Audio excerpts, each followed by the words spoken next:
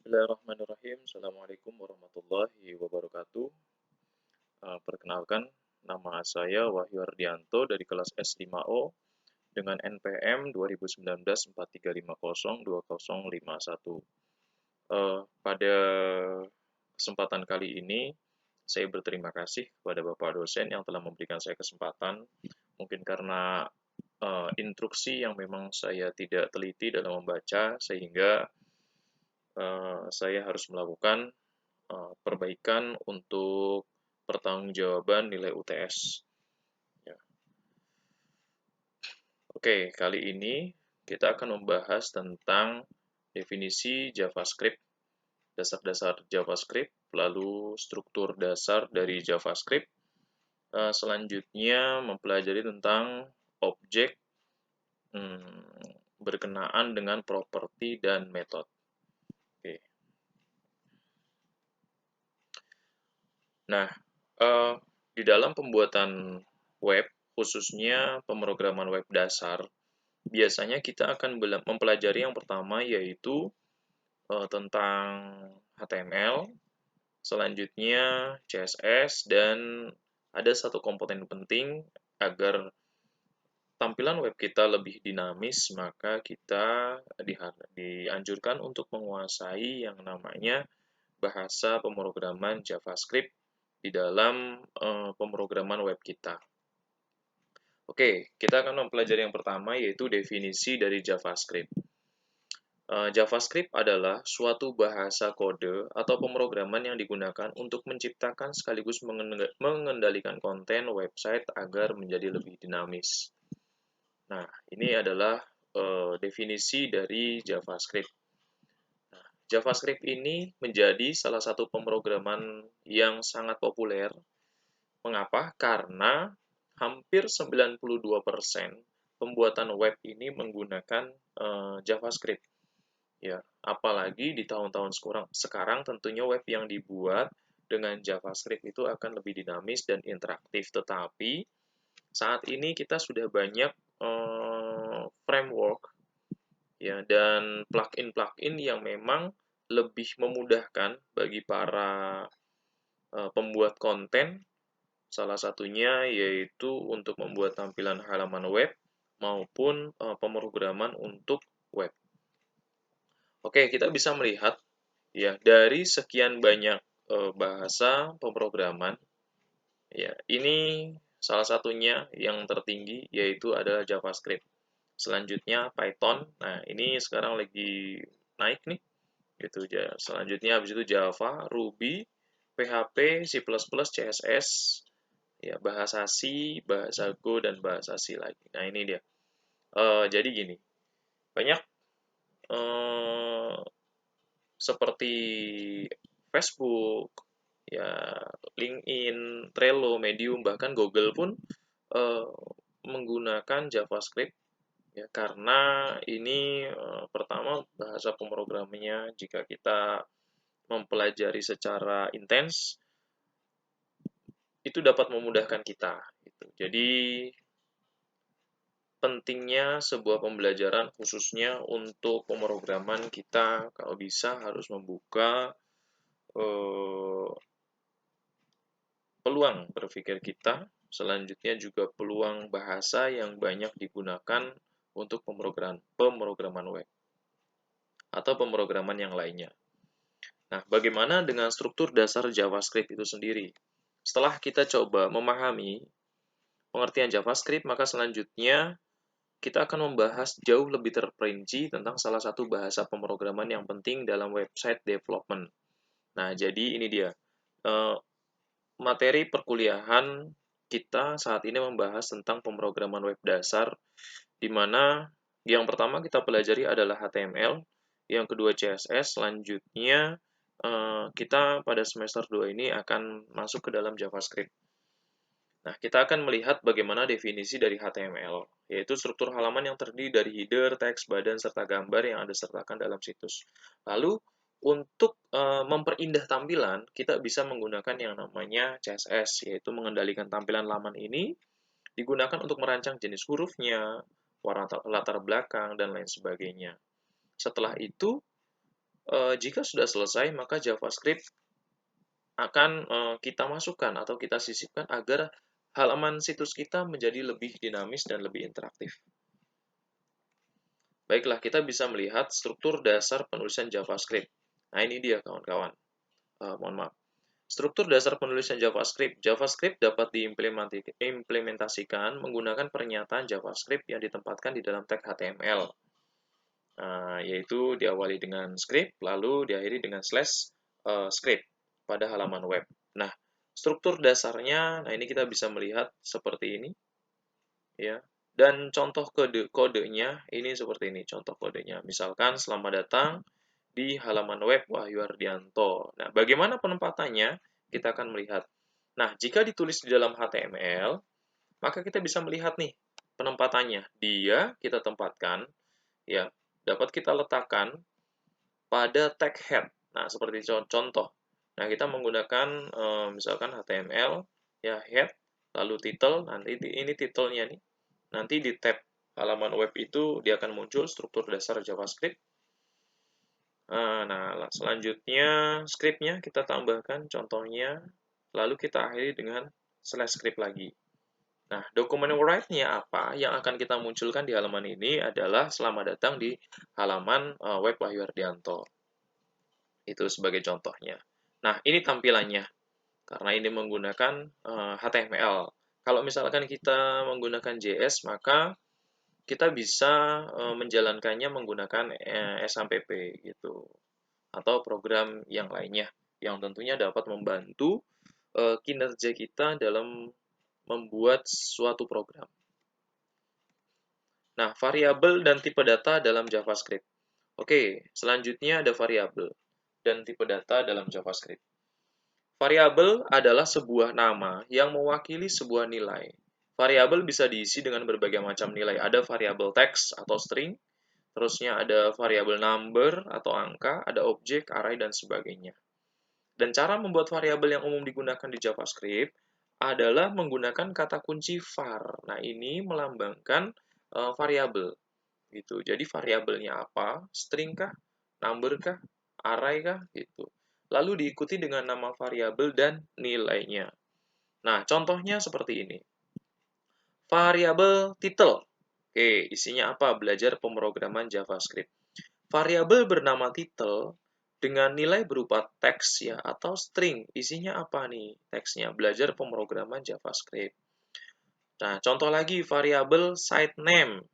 Misalkan contohnya adalah Java Y. Nah, ini dia ya. Terus ada variabel URL. Nah, ini misalkan kita ingin mengkoneksikan ke Sika Unindra misalkan. Atau variabel visitor count. Nah, ini untuk pengunjung misalkan berapa gitu kan. Kita lanjut. Nah, kita akan mencoba melihat bagaimana menampilkan isi variabel. Nah, ini kita membuat ya kita mencari sumber dari beberapa sumber untuk pembelajaran ya atau untuk perbaikan nilai saya. Yang pertama misalkan kita buka dengan HTML. Oke, selanjutnya head kita taruh. Bagian script JavaScript ini ada di head. Titelnya belajar variabel dalam JavaScript nanti akan muncul di Google-nya atau di tab Chrome atau di tab browser kita itu belajar variabel dalam JavaScript. Nah, ini var name-nya misalkan Java Y. Nah, visitornya sekian, lalu var is active-nya true, var URL-nya, nih variabel URL-nya misalkan ini. Nah, ini slash ini itu deskripsi ya. Jadi kalau di dalam JavaScript ini menggunakan seperti ini. Ini tidak akan muncul nanti di tampilan. Ya, tapi kita akan melihat, oh ini untuk membuat variabel. Ini sebagai tandanya saja.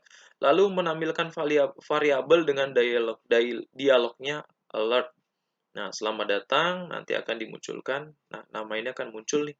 Misalkan, datang di Java Y. Menampilkan variabel ke dalam HTML. Nah, ini kita bisa melihat bagaimana cara menampilkannya, yaitu tadi seperti di pertemuan di slide sebelumnya, yaitu dengan memunculkan dengan kata dokumen write. Nah, ini dokumen.write. Gitu. Kita akan memunculkan nih. Gitu.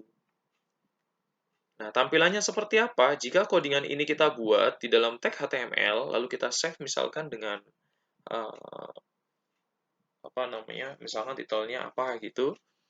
Nah, terus .html, nanti kita akan lihat. Nah, muncul selamat datang di Java Y. Nah, ini itu akan memunculkan ini menampilkan variabel di jendela alert karena agar ketika akan muncul saya minta ada alertnya. Ini ada peringatannya di sini nih. Nah, ini tampilan ketika HTML berisi variabel JavaScript dijalankan. Ketika kita tekan tombol OK, maka hasilnya ini akan muncul. Oke, ada hasilnya. Nah, selanjutnya yaitu nilai properti. Ini objek, yaitu yang pertama ada nilai, yang kedua berisi tentang fungsi atau metode. Nah, objek sebenarnya adalah sebuah variabel yang menyimpan nilai properti dan fungsi atau metode. Nah, contohnya dari sebuah mobil, nah ini saya sadur dari salah satu halaman web, nanti akan saya munculkan di slide paling akhir, yaitu contohnya satu mobil ini memiliki, nah ini satu objeknya bernama mobil, memiliki nilai dan fungsi, ya, di mana tadi nilainya properti dan fungsinya adalah metode. Nah ini nilainya. Kita lihat contoh mobil ini namanya apa, modelnya apa, beratnya berapa, warnanya. Nah, ini adalah nilai. Sedangkan metodenya kita akan menggunakan start, drive, brake, stop. Sehingga kendaraan ini bisa kita jalankan. Kita sudah tahu bobotnya, kita sudah tahu namanya, kita sudah tahu fungsinya, kita sudah tahu warnanya, dan kita bisa menggunakan metodenya. Nah, ini dia sebagai analoginya. Nah, bagaimana cara penulisannya untuk nilai dan metode ini? Nah, ini seperti ini. Kita bisa melihat var-nya adalah car, mobil yang tadi ya, atau var-nya adalah mobil, bisa. Dia dengan variabel string, misalkan mobil Fiat. Nah, tipenya ini, modelnya ini, color-nya ini, gitu. Ini key-nya, value-nya. Key-nya, value-nya. Key-nya, value-nya. Dari var car. Nah, untuk penulisannya kita bisa tulis seperti ini. Itu. Nah, kita bisa tulis seperti ini, ya, biar memudahkan kita. Atau ke samping seperti ini tidak masalah. Sorry, kelewatan.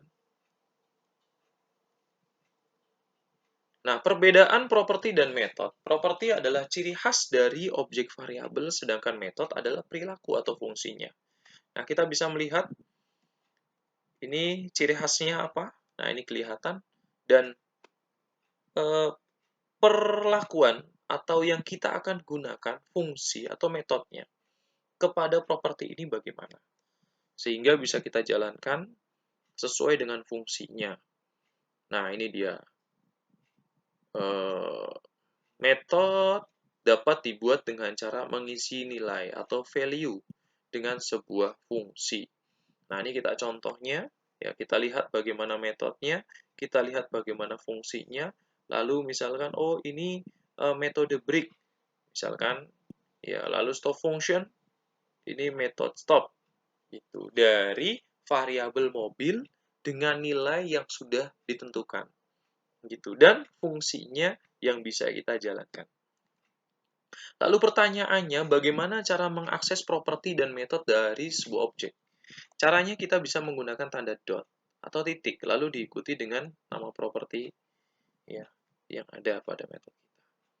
Nah, ini kita bisa lihat, perhatikan car type-nya, car color-nya, car start-nya, dan car drive-nya.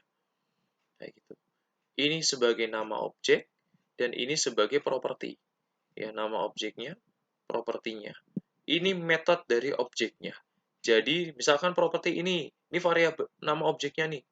Ya, dari variabel ini memiliki properti, memiliki nilainya, dan memiliki fungsinya. Ini sebagai salah satu contohnya. Nah, untuk mengakses properti kita cukup menggunakan nama objek propertinya aja. Jadi gini, objeknya apa, propertinya apa. Nah, di objeknya apa, propertinya apa, objeknya apa, metodenya bagaimana. Itu. Nah, caranya gini. Jika kita menggunakan metode this, digunakan untuk mengakses properti dan metode dari dalam metode, ya, dari dalam objek. Kita bisa melihat Nah, ini bagaimana kita membuat di dalam title, di dalam tag head terdapat title, lalu scriptnya. Nah, dari variabelnya kita akan melihat misalkan variabel person. Saya menggunakan contoh diri saya sendiri, di mana saya memiliki first name saya adalah Wahyu dan last name-nya adalah Hardianto. Lalu show name-nya adalah function alert dari nama, first name dan last name. Gitu. Lalu person.show name. Nah, kita akan melihat ya tadi objek dan propertinya. Nih kita lihat propertinya. Itu. Kita akan lihat hasilnya ketika kita save.html dan kita buka pada web browser kita. Nah, ini kira-kira hasilnya seperti ini. Oke. Dengan nama Wahyu Ardianto itu akan muncul. Itu ya. Ini karena menggunakan alert. Kalau misalkan tidak alert, ya kita akan bisa munculkan bisa di halaman kita. Ini biar lebih dinamis aja, kita akan bermain di sini terlebih dahulu. Oke, sampai di sini dasar-dasar dari objek pada JavaScript, dari pengertian, nama dan tipe variabel, lalu objek berupa properti dan metode. Kurang lebihnya saya mohon maaf. Mohon pengertian dan terima kasih atas bimbingan dari Bapak dosen. Semoga bermanfaat bagi diri saya sendiri dan memacu motivasi saya untuk lebih teliti dalam uh, mengerjakan tugas dan UTS. Itu. Terima kasih dari saya. Billahi taufiq walhidayah. Wassalamualaikum warahmatullahi wabarakatuh.